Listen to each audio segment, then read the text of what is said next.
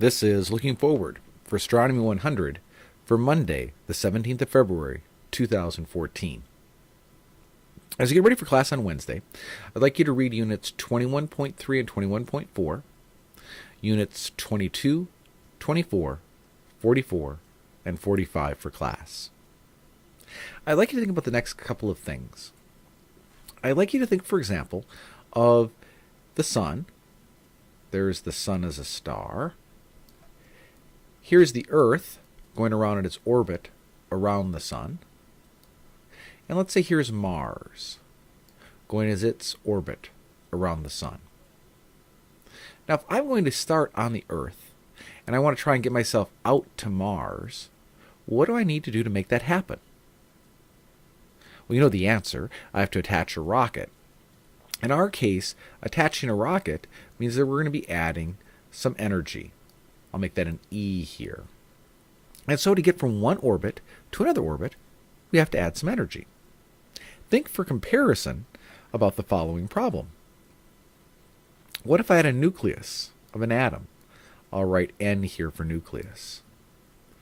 And I had one place where my electrons orbiting that nucleus could orbit, and I had another place where my electrons could orbit. And let's say I wanted to go from the inner orbit to the outer orbit. What would I need to do to make that happen? Likewise, if I reverse the situation and I went from an outer orbit to an inner orbit, what would happen? What would I see?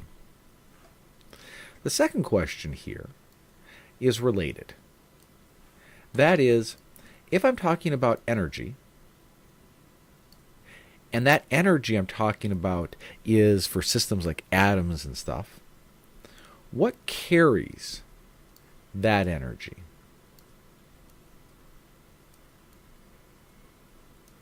As we're going around in space, what is it?